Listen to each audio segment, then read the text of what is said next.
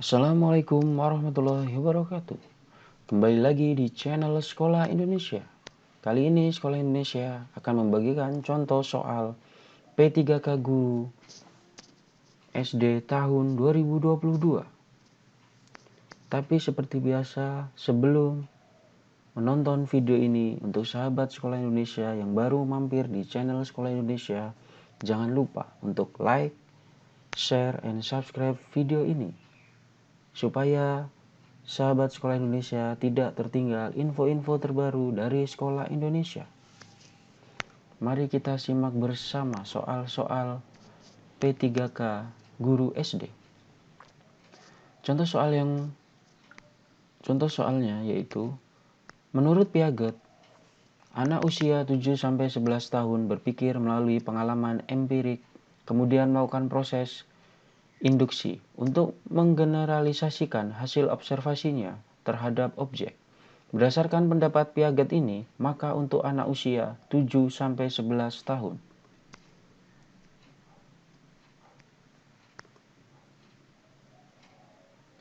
A. Pembelajaran sains dapat diintegrasikan dengan pelajaran bahasa. B. Pembelajaran sains dapat diceramahkan secara rinci.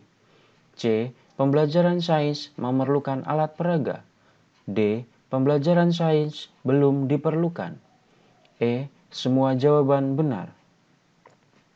Jawaban yang tepat yaitu yang C. Pembelajaran sains memerlukan alat peraga.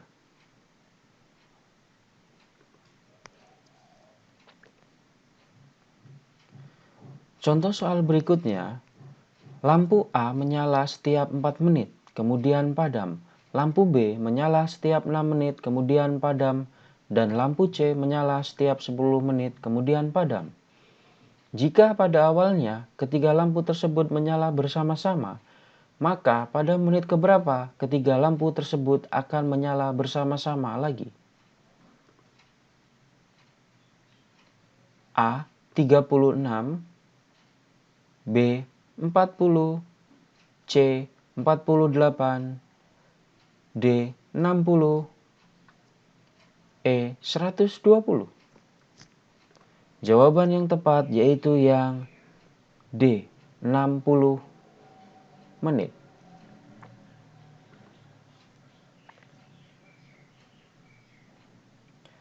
Contoh soal berikutnya, perhatikan hubungan antara makhluk hidup di bawah ini. 1. Interaksi antara kupu-kupu dengan bunga. 2. Ikan remora dengan ikan hiu. 3. Burung jalak dengan kerbau. 4. Benalu pada tumbuhan inangnya. Hubungan yang menunjukkan simbiosis mutualisme adalah A. 1 dan 2, B. 2 dan 3, C. 2 dan 4, D. 3 dan 4, E. 1 dan 3. Jawaban yang tepat yaitu yang E. 1 dan 3.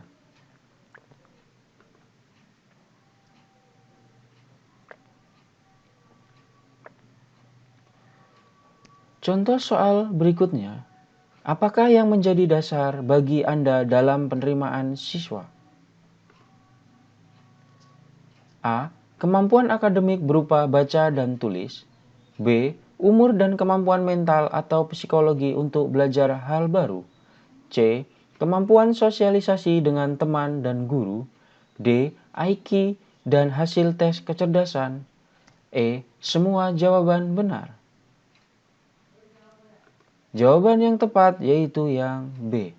Umur dan kemampuan mental atau psikologi untuk belajar hal baru.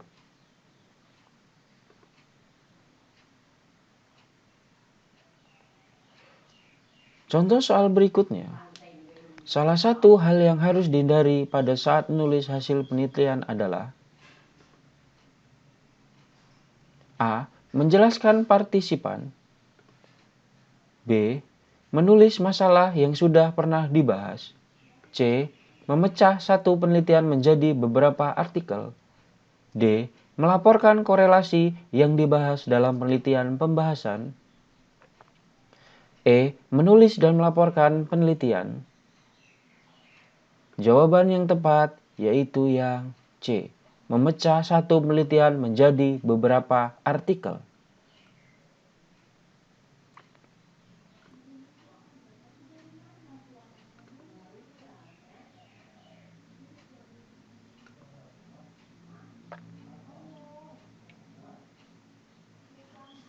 Contoh soal berikutnya, mereka yang tergolong cepat mengikuti kelompok inovator dalam adopsi inovasi adalah A. Innovators, B. Early adopter, C. Early majority, D. Late majority, E. Tidak ada jawaban. Jawaban yang tepat yaitu yang B. Early adopter.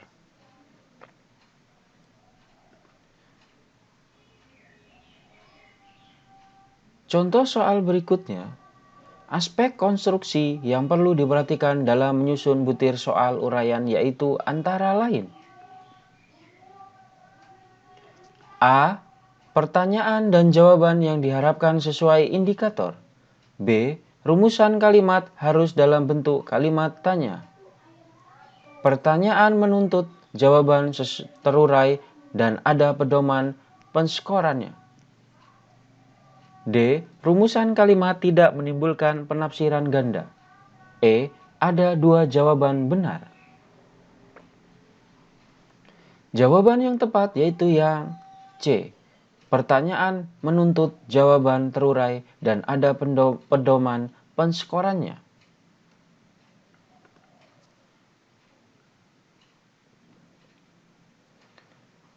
Contoh soal berikutnya, kemampuan yang harus dimiliki oleh lulusan dalam setiap mata pelajaran yang memiliki implikasi yang sangat signifikan dalam perencanaan, metodologi, dan pengelolaan penilaian. Pernyataan tersebut merupakan pengertian yang terkandung dalam konsep A. Kompetensi, B. Standar kompetensi, C. Kompetensi dasar, D. Indikator pencapaian pembelajar, E. Tujuan pembelajaran. Jawaban yang tepat yaitu yang B. Standar kompetensi.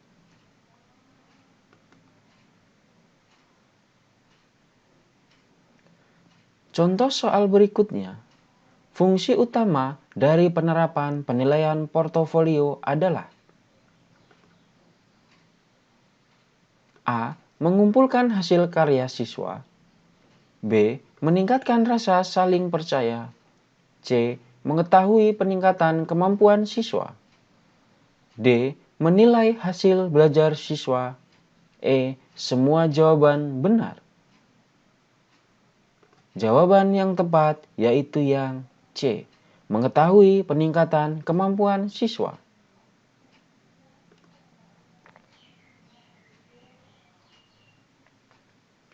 Contoh soal berikutnya, unsur yang menentukan perkembangan fisik motorik anak adalah A. Organ saraf dan otak, B. Otot badan dan otak, C. Otot saraf dan otak, D. Otot saraf dan pikiran, E. Otak mainan edukatif. Jawaban yang tepat yaitu yang C. Otot saraf dan otak.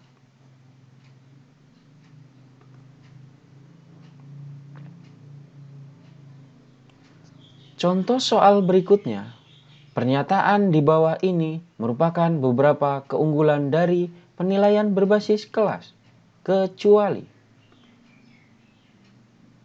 A. Siswa tidak sekedar dilatih memilih jawaban yang telah tersedia, tetapi lebih dituntut untuk dapat mengeksplorasi dan memotivasi diri untuk mengarahkan potensi dirinya. B. Pengumpulan informasi tentang siswa dapat dilakukan dengan menggunakan variasi cara dan berkesinambungan. C. Hasil belajar siswa tidak untuk dibandingkan dengan hasil belajar siswa lain ataupun prestasi kelompok, tetapi dengan prestasi atau kemampuan yang dimiliki sebelumnya. D. Penilaian dilakukan setelah proses belajar mengajar selesai, sehingga sangat praktis bagi guru. E. Tidak ada jawaban. Jawaban yang tepat yaitu yang D. Penilaian dilakukan setelah proses belajar mengajar selesai, sehingga sangat praktis bagi guru.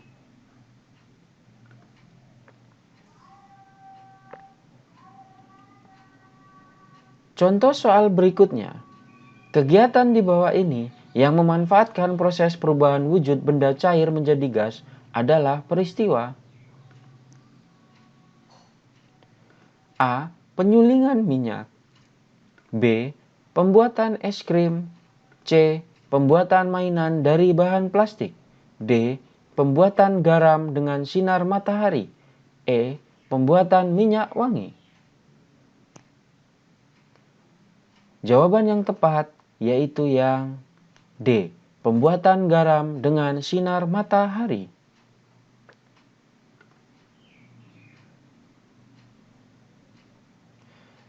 Contoh soal berikutnya. Berdasarkan data hasil evaluasi pembelajaran tentang memahami teks anekdot, ternyata hasilnya tidak maksimal. Dari 30 siswa, dinyatakan belum tuntas sejumlah 15 orang sehingga mengikuti program remedial. Sedangkan yang dinyatakan tuntas mengikuti program pengayaan. Kegiatan pengayaan untuk 15 siswa dapat dilakukan oleh guru dengan cara A. Mengadakan pendalaman materi terkait dengan KD tersebut. B. Diberikan bahan ajar berupa modul. C. Digabung dengan siswa yang belum tuntas ikut remedial.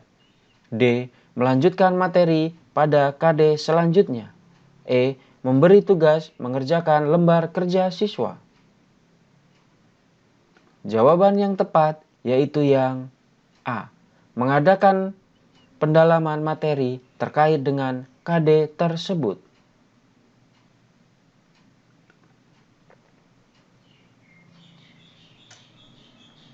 Contoh soal berikutnya. Jika seorang guru ingin melakukan penilaian portofolio pada proses pembelajaran, maka penilaian portofolio dapat dilaksanakan dengan cara A. Memberikan penilaian menyeluruh terhadap tugas-tugas siswa. B. Mengumpulkan lembaran-lembaran jawaban hasil tes harian dan sumatif tiap siswa. C. Memberikan tugas kepada siswa untuk dikerjakan di rumah. D. Mengumpulkan hasil kerja masing-masing siswa yang telah diberikan masukan baik oleh guru dan rekan siswa dalam suatu album sebagai bukti hasil belajar. E. Mengumpulkan lembaran-lembaran jawaban hasil ulangan tiap siswa untuk melihat kesulitan siswa dalam memahami pokok bahasan tertentu dan kemudian diberikan pengajaran dan tes remedial. Jawaban yang tepat yaitu yang D. Mengumpulkan hasil kerja masing-masing siswa yang telah diberikan masukan baik oleh guru dan rekan siswa dalam suatu album sebagai bukti hasil belajar.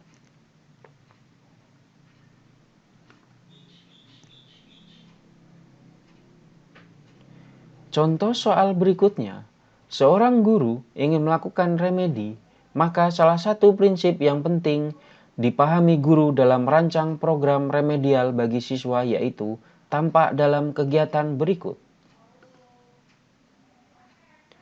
A. Membuat rancangan pembelajaran khusus untuk siswa peserta remedial. B. Menggunakan rancangan pembelajaran yang telah dibuat dengan memperhatikan hasil temuan analisis hasil evaluasi belajar siswa. C. Menurunkan standar ketuntasan belajar. D. Menggunakan rancangan pembelajaran baru yang berbeda sama dengan rancangan yang ada. E. Merancang tes ulang saja tanpa ada pengulangan penjelasan materi. Jawaban yang tepat yaitu yang D. Menggunakan rancangan pembelajaran baru yang berbeda sama sekali dengan rancangan yang ada.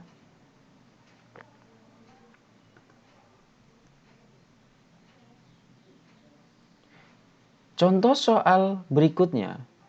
Setiap akhir evaluasi, dimungkinkan ada siswa yang prestasi belajarnya belum memenuhi ketuntasan, sehingga guru perlu melakukan remedi.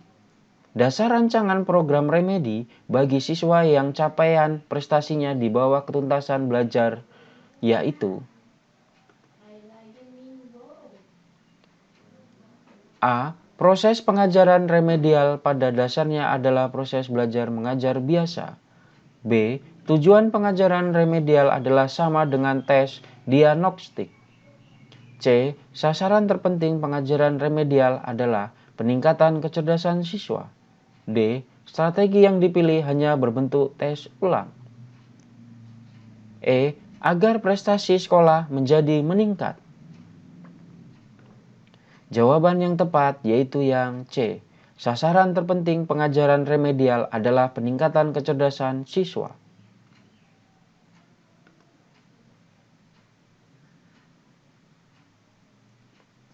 Contoh soal berikutnya. Dalam kegiatan penilaian otentik, banyak model yang dapat digunakan. Pada suatu penilaian, seorang guru meminta siswa untuk mendemonstrasikan tugas belajar tertentu. Bentuk penilaian otentik tersebut merupakan contoh penilaian otentik berbentuk A. Penilaian proyek. B. Penilaian kinerja. C. Penilaian portofolio. D. Penilaian antar teman. E. Penilaian diri. Jawaban yang tepat yaitu yang B. Penilaian kinerja.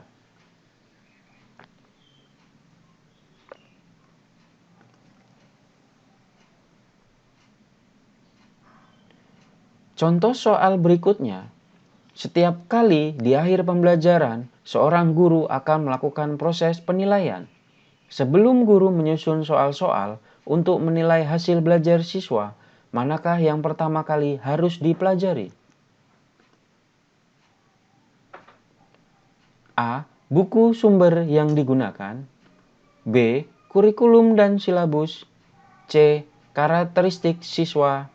D. Indikator pencapaian kompetensi. E. Kemampuan awal siswa. Jawaban yang tepat yaitu yang D. Indikator pencapaian kompetensi.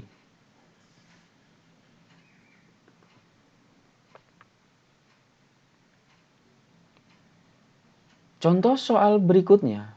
Pada proses pembelajaran, seorang guru ingin melakukan penilaian terhadap perilaku siswa. Maka, instrumen yang digunakan dalam proses pembelajaran tersebut adalah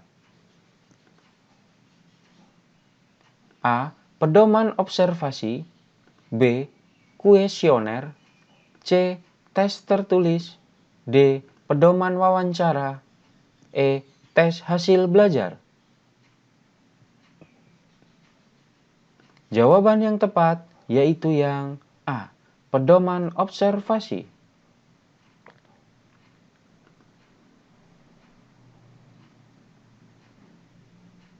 Contoh soal berikutnya. Seorang guru harus menentukan kriteria ketuntasan minimal atau KKM atau kriteria belajar minimal KBM. Berikut merupakan fungsi KKM atau KBM kecuali A. Sebagai acuan peserta didik dalam menyiapkan diri mengikuti penilaian mata pelajaran. B. Merupakan target satuan pendidikan dalam pencapaian kompetensi tiap mata pelajaran.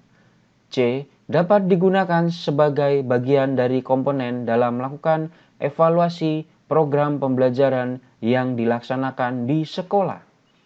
D. Untuk bahan laporan dan kelengkapan administrasi sekolah. E. Sebagai kegiatan pengambilan keputusan yang dapat dilakukan melalui metode kualitatif atau kuantitatif. Jawaban yang tepat yaitu yang C. Dapat digunakan sebagai bagian dari komponen dalam melakukan evaluasi program pembelajaran yang dilaksanakan di sekolah.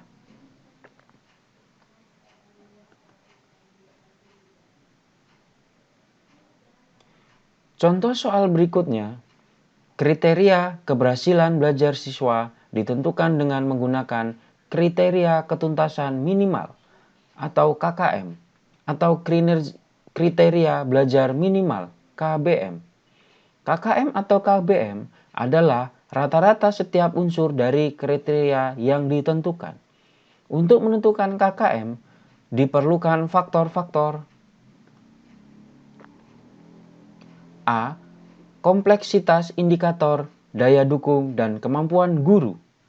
B. Kemampuan guru, sarana, prasarana, dan intek. C. Daya dukung, tingkat kesulitan, dan kemampuan guru. D. Kompleksitas indikator, daya dukung, dan intek siswa. E. Kemampuan guru, tingkat kesulitan kompetensi dasar, dan intek siswa. Jawaban yang tepat yaitu yang D. Kompleksitas indikator, daya dukung, dan intek siswa.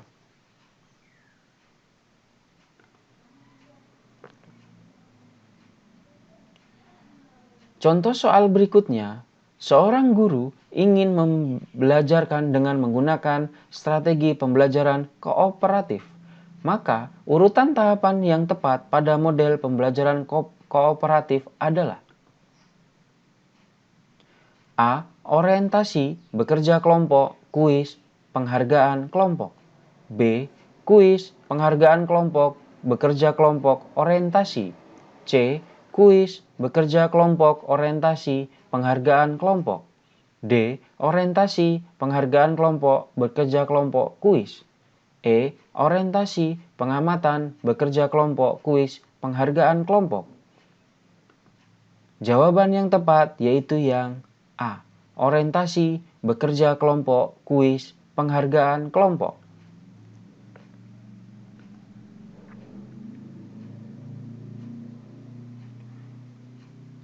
Contoh soal berikutnya, siswa melakukan kegiatan dengan berpedoman pada langkah-langkah yang telah ditetapkan guru, yaitu mengamati fenomena sosial di sekeliling sekolah dan hasil pengamatan ditulis. Disusun menjadi laporan serta didiskusikan bersama guru dan teman sekelas. Pilihan strategi yang digunakan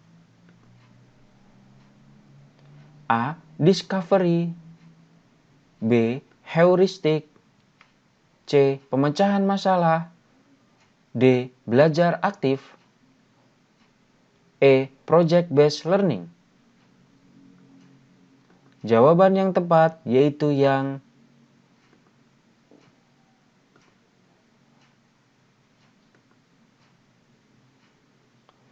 A. Discovery.